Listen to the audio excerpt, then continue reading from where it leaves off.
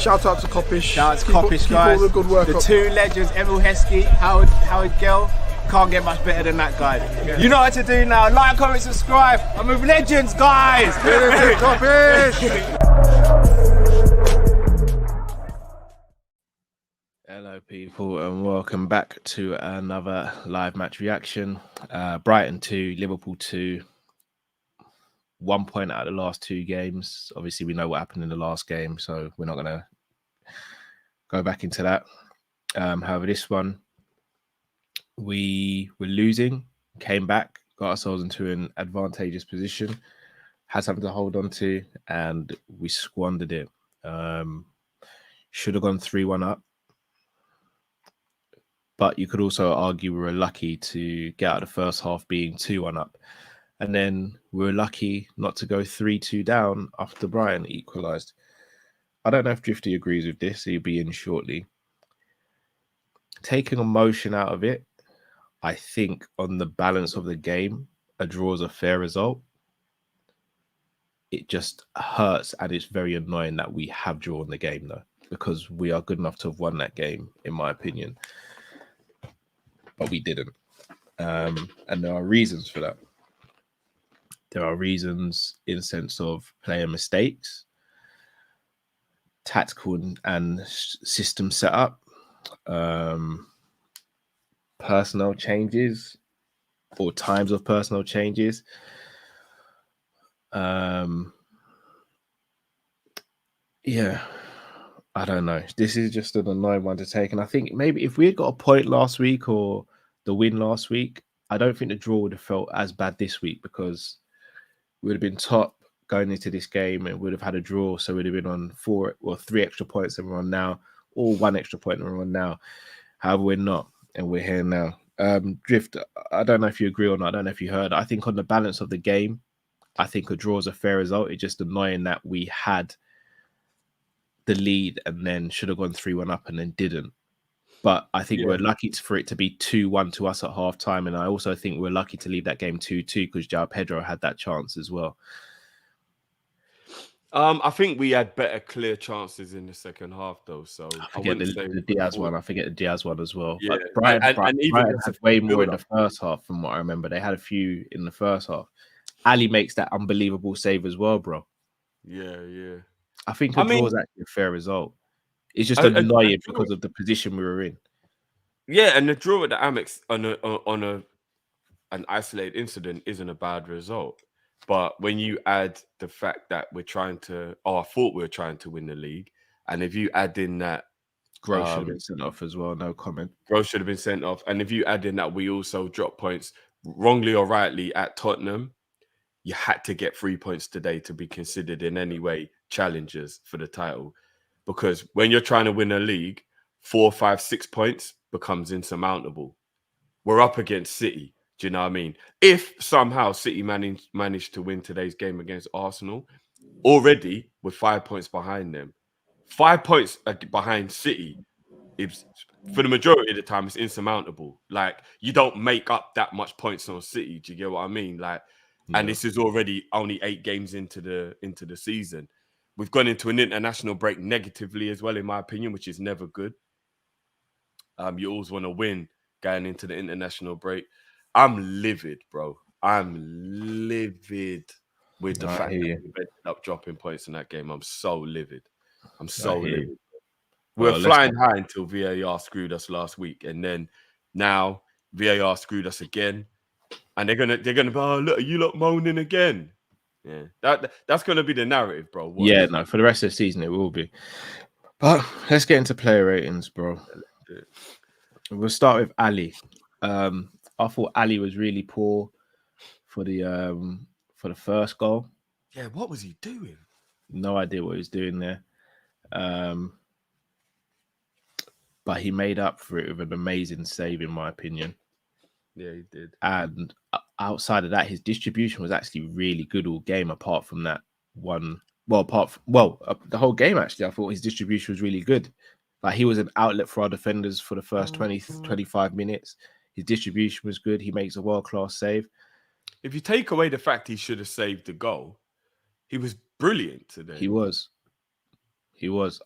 I'm going to go 8 for Ali. And again, I already know I'm only going to give my ratings. I'm not going to get into debates with people today because I think everyone's in their feelings, as I understand as well, by the way. Like, I'm not trying to say anyone's wrong for being in their feelings. We're all upset.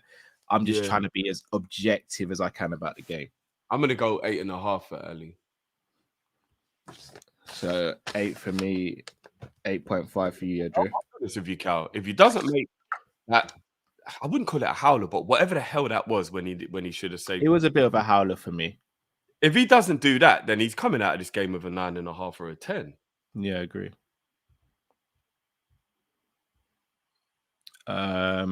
Trent. Trent wasn't bad, to be honest. I thought Trent was good. Yeah, 7.5 for Trent. I thought it was good today. I'd go 7.5 for Trent. I think he definitely grew into the game. Still think there's times where he just doesn't look like he wants to defend, which is really annoying. But maybe that's something that needs to be. He did some good defensive interceptions in midfield as well. Yeah, he did. Matip.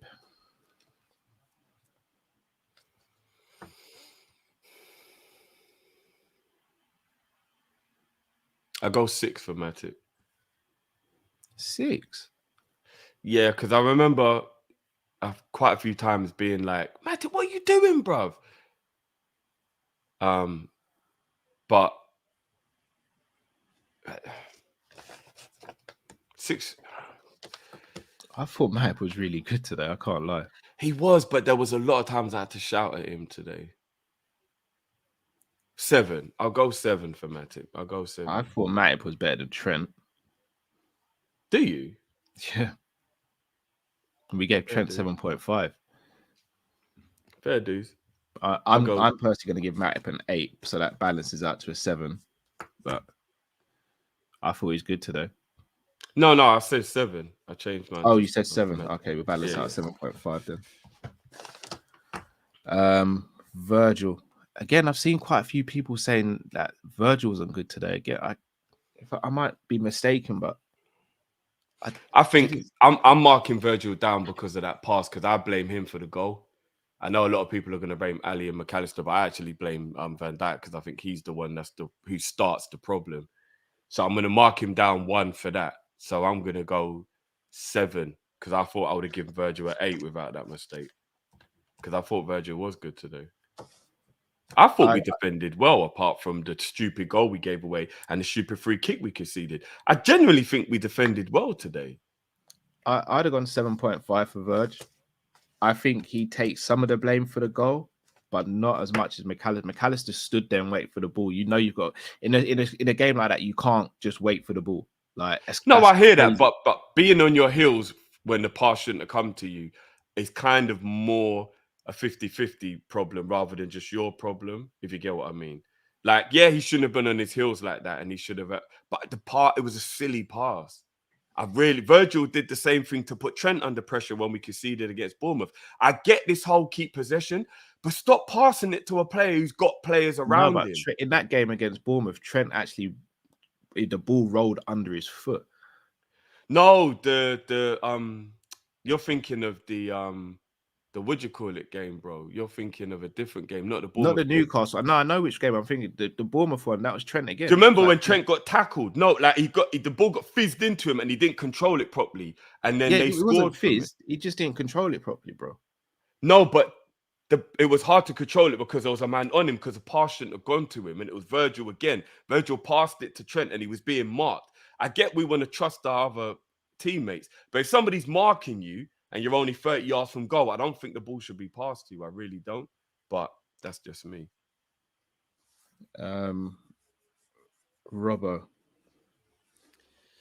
You see, the thing is, before he did that dumb thing at the front post and then done a couple of poor crosses afterwards, I thought Robbo was having a really good game. Like, Robbo would have been coming out of that game with like a 9 from me if he hadn't have made that mistake and we'd won that game. Well, I'm not going to go at 9. Nah, bruv. Robbo was doing really well up until they scored the equaliser. Like, he was, bruv. In my mind, I was like, get in there, Robbo, son. And I told myself, don't jinx him and say something. And then I said something, and then they fucking scored. I'm gonna For me, go with it's a 7 5. for Robbo. 7. Yeah, I'm not gonna forget all the good work he did before that. I thought he was defending really, really well today, up until that point. I'd have gone 5.5. So I thought he was good. I'm quite in fact, no, surprised I'll go people aren't. 6. I'll go 6. I can't believe people weren't paying attention to how many good tackles Robbo made today, but Yeah, but it balances out because of some of the stuff he was doing going the other way, plus the goal he gave away as well. I know, but as a defender, I'm still gonna be more happy with him doing well defensively than offensively. McAllister. I'm just going to rip the band-aid off. I thought McAllister was a 4 today. I don't think McAllister's rubbish by any stretch of imagination, but I agree. 4 for him today. 4 today. But that's not his fault. I hate to say it, that's the manager's fault. McAllister getting a 4 today is effectively on the manager. Elliot. I'm going to go 4 again, by the way. Yeah, 4. He was so bad he got taken off at half time. Szoboszlai. He had like a good and a bad game, innit? It was a very indifferent game from Sobo today. He should have had at least an assist, though. He should have. I'll go 8 for Sobo today. I'd have gone 7 for Sob. Yeah, the indifferent game. No, I will go 8, actually. I will go 8. He was heavily involved in some things that we should have scored from. I do think he should have done a little bit more attempting to shoot today, though. There was a few times he could have pulled the trigger and he didn't. I was quite shocked at that.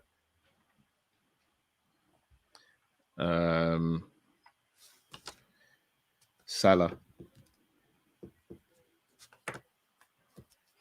I probably would only have given Mo a 6.5 for his overall play today. But I'm going to give him an 8 because he bagged the 2 goals. And without him, we don't even get the draw. Took his penalty really well. I'd have gone 7 without the goals. I'm going 8.5 with the goals. What did you say for him? 8.8 you said for him? Yeah, I'll give him an 8, yeah. I think his performance is a 6.5 in terms of his overall play. But he bagged 2 goals, took them both really, really well. So I'll give him an 8. Nunes, I'm going 8 for Nunes. Yeah, I agree with that. I thought Nunes' like build-up play and tireless running really helped for us to be dangerous. I think people are sleeping on Nunes dropping into the hole and doing some really like good passing now. I think people are actually sleeping on it. He's starting to get really good with that. So yeah, I see a lot of people agreeing actually. A couple of people saying 8.5, a couple of people saying 7, 9. Yeah, I thought Nunes was good. Let me hit a few supers because Cal is in control of the player ratings. Daniel, we should have took the Saudi money for Diaz. Wow, I'm really surprised at this Diaz thing, guys. Like, big up Sean every time. I should. I'll tell him when he comes back, Sean. Cheer up, Cal. We have Everton, Forest, Luton, Brentford. Our next 4 games. Our games are getting easier while rivals have tough fixtures. Oh, and this next game is a draw. Also, I'm getting 2K. Wish me luck. Oh yeah, I definitely wish you luck, bro. Hope you do win the money. I really do. And the draw is the best result we could ask for as well. So big up yourself, Sean. That is a good run of fixtures after the international break compared to how hard our fixtures have been so far. That is true. But if you get the points in the hard fixtures, then you win the league. Do you know what I mean, Cal? We come out with 5 or 6 points out of that. Do you know what I mean? Like I'm saying 4 or 6 points out of those 2 games. Yeah, those 2 difficult games. We're laughing, bro. And then you got that run of fixtures. You're like, surely. But you know what I mean? And in this league, you can't even take for granted the Brentfords and all that because you just never know, do you? So I was going to ask, what did you give Nunes? I gave Nunes an 8. What did you give him? I gave him an 8. Yeah, I gave him an 8. Have you spoke about Diaz? No, but one of the super chats said we should have took Saudi money for Diaz. I'm like, it's really mad how people are feeling about Diaz. right now. I'm really confused. I'm actually Yeah. going to go 7.5 for Diaz today. So am I. So am I. Yeah, that Diaz was good, man. I know he should have scored that chance, but Diaz was good, guy. I'm really baffled. But you know, I don't even want to talk about this game anymore because I'm so angry about it. So I'm not going to dwell on it. We'll move on. Yeah, I don't know. I think again, I'm not even trying. When I say this, guys, please don't think I'm trying to belittle anyone. I get everyone's emotional. I am as well, but I can't. It'd be wrong of me to be too emotional. It's something I'm trying to change. I can't be too emotional if I'm going to do this in terms of giving ratings and stuff. I'm looking at the opposition. Brighton at home are very good. I'm looking at most of the game as opposed to just moments. I personally think 7.5 is fair. Yeah. Say hello to Uncle. Say hello to Uncle quickly. Say hello to Uncle first. Yeah, little man. Say hi. You have to say hi first. All right, we'll leave it then. You ain't in the mood today. Gravenberch. Oh, Gravs. Grav would have got an 8 or an 8.5 if he scores the goal. For me, it's I'm not 7. gonna lie, I might be giving him a 9 if he scores the goal, but because Yeah, other than the miss, he was really good.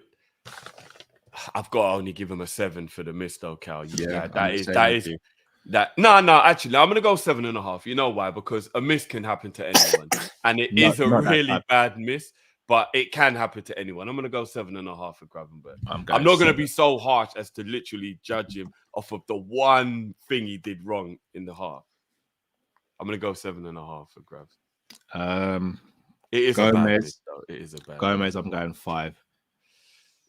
I got 4 for Gomez. Yeah, do you know what? 4? It's 4. Yeah, Joey was really poor. He couldn't get into the game. Joey's not good to bring on when the game's heated. He's not that type of player. Yeah.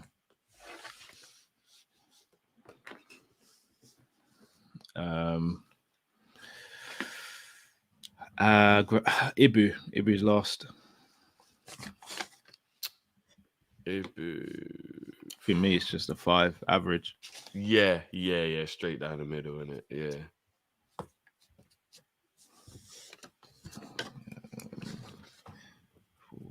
Yeah, I agree. Straight down the middle. Klopp.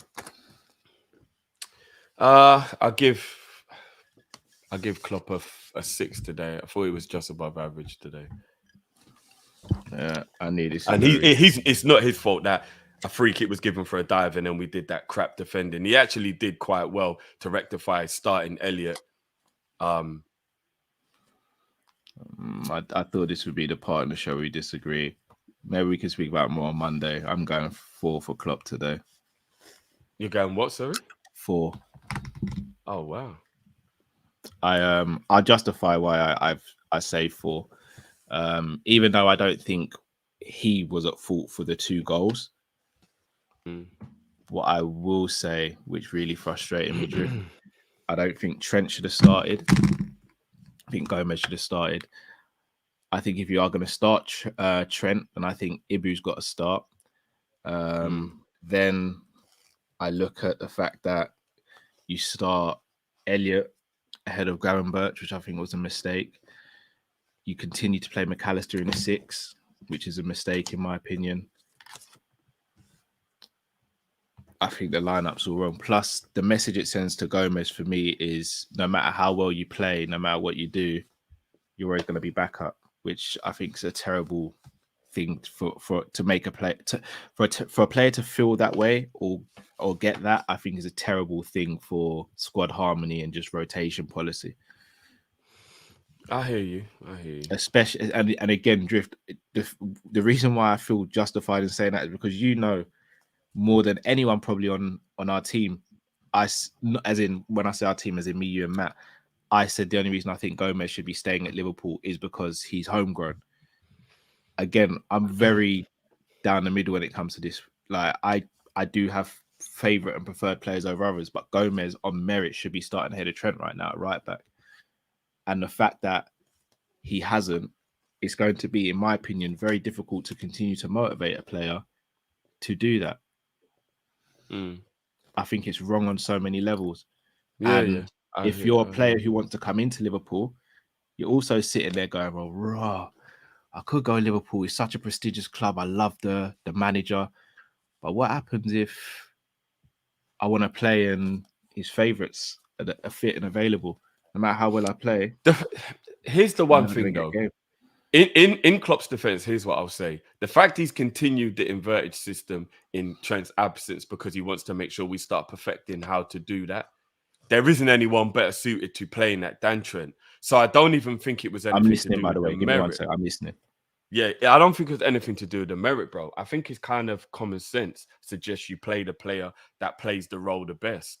So I totally agree with everything you said, but I also understand the thinking behind Klopp thinking, even though Joey doesn't deserve to be dropped, clearly Trent is better at this role. And the other thing I'll say in terms of like the whole, because I totally agree that you do earn your right to get back in if a player has already been playing really well. But I think everybody could admit that they will only have that kind of feeling when it comes to certain players. Because let's say, for instance, Szoboszlai was out with like a 2-match suspension, and in his absence, Elliot was absolutely cooking, and he was so good in the 2 games where he was away. Nobody here is saying Elliot should start over Szoboszlai in the next game. They're not. They're all saying Szoboszlai should come back in. I would Like, drift. I'd keep the same energy. I hear what you're saying. Maybe you would, but I don't think most people would. But here's the difference: being suspended and being injured are 2 different things. And we saw Trent was out for, if I'm not mistaken, more than 2 games. Plus, he's been rusty, and then to bring him into a game like this as well.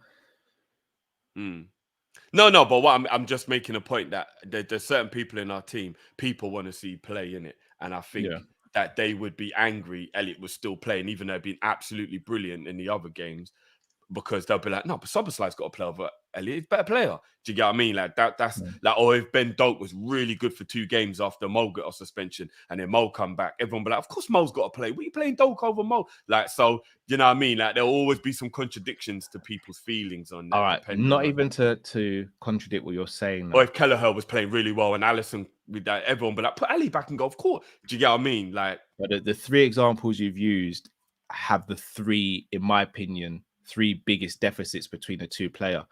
Alisson's the best in the world. Kelleher's not even top 15 goalkeepers in the world, probably. And that's no disrespect to Kelleher before anyone comes at me.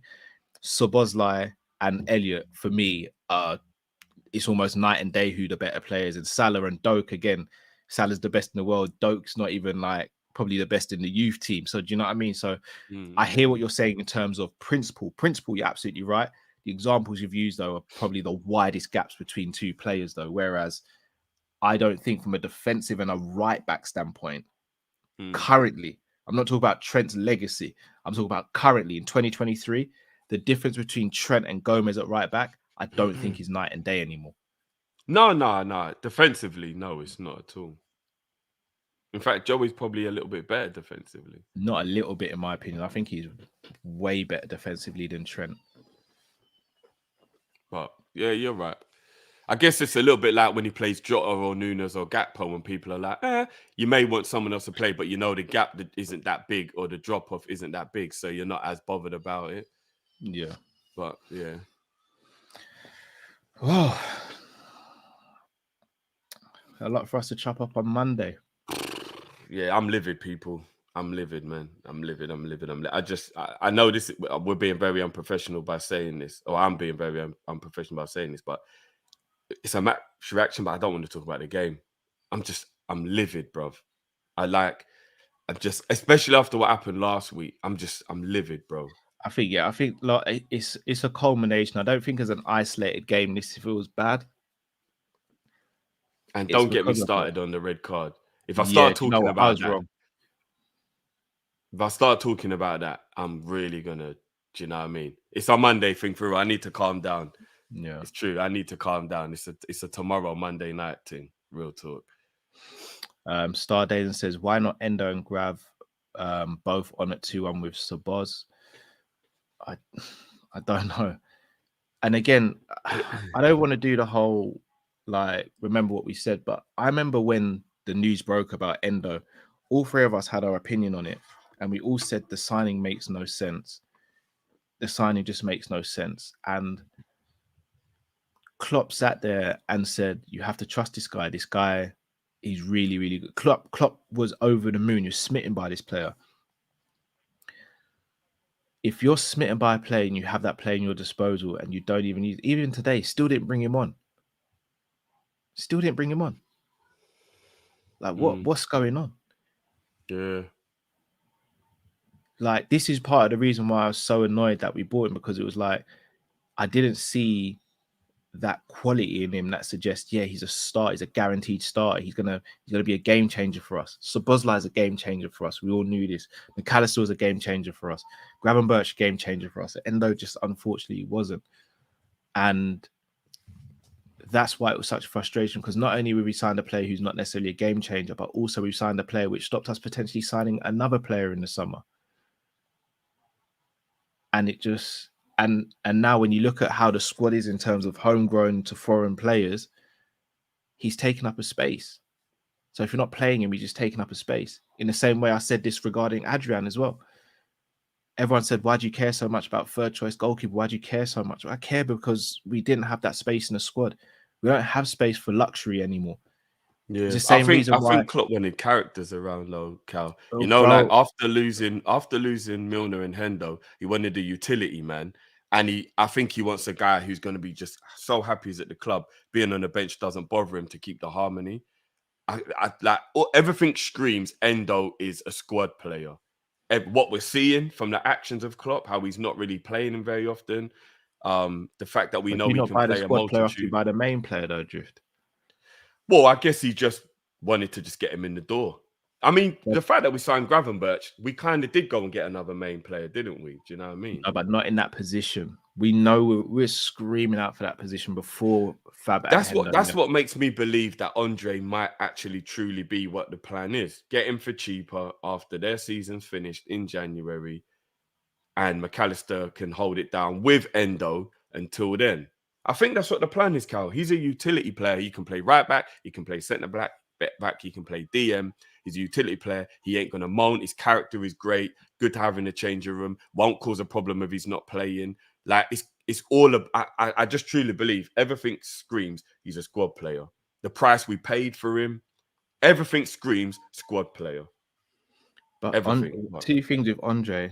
And do you know, we're going into Monday's show here, but two things with Andre. One, he's not a number 6, and two, he's coming from a completely different climate of football.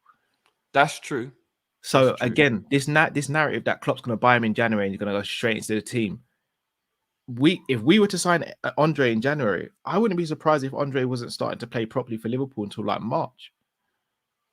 I hear that, but maybe by then he's hoping Endo will be a bit more up to speed, that Endo can play like, you know, a better role. By March, if we could be out of everything, bro. I hate to say we could. Yeah. No, I mean January, but yeah.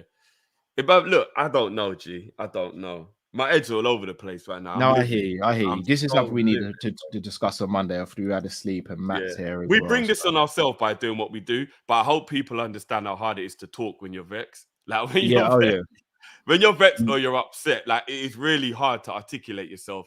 And I'm just vexed, Cal. I'm so disappointed that we've dropped those points. I'm livid, bro. I'm so livid, man. Dave R says, I get so peed off sometimes from football. I need to invest in a punching bag or something. Any tips? What do you guys do to get with things? I've got a punching bag I got a punching bag in the garden. Cal, you know I've asked you about setting up a punching bag a few times. Yeah, that punching bag will get used today. Yeah. Do you make sure you wrap your wrist so you don't break your hand even if you're just messing around? It depends on what I'm punching. So if I'm punching a heavy bag filled with sand, then I will wrap my wrist. If I'm using a heavy bag that's not not filled with sand, then I won't. Okay. I nearly broke my wrist once by putting on boxing gloves without wrapping my hand and just going all out on the bag. I nearly actually broke my wrist. Boxing gloves are one of the they play tricks on your mind. When I use the punching bag, I hit it bare hand or with MMA gloves. I don't use boxing gloves. I think boxing gloves build up a bit of a facade on how hard you can actually punch. I think that's what it is. And then I went all out and I was like, raw. I just felt my wrist go. I was like, raw. For me, again, I just speak for myself. I think it teaches you how to control punching power better when you don't use boxing gloves, because 16-ounce gloves, you almost feel like you're Superman. You can hit anything as hard as you can. Whereas MMA gloves or bare hands, then you're not hitting something that hard, and you got to aim your punches more accurately and what part of your hand you're punching I with as well. With that. If I had a punching bag, I'd get MMA gloves, not boxing gloves. I agree with that. It's best to punch things barehanded, to be honest. Well, not all things, but a lot. It's good to get that feel sometimes because you almost train your hands and train your knuckles. And We saying because the leather feels like skin. no. No, not I even. was about to get punched up. No, I just think it's better. It's better with training your hands, and because a lot of people don't even know how to make a proper fist. Like, yeah. That's how you break hands and fingers if you're ever in a situation where you have to defend yourself. So yeah, I hear that. But yeah, I'll be using a punching bag and throwing some kicks and all that. Yeah. Shout the rest of these supers.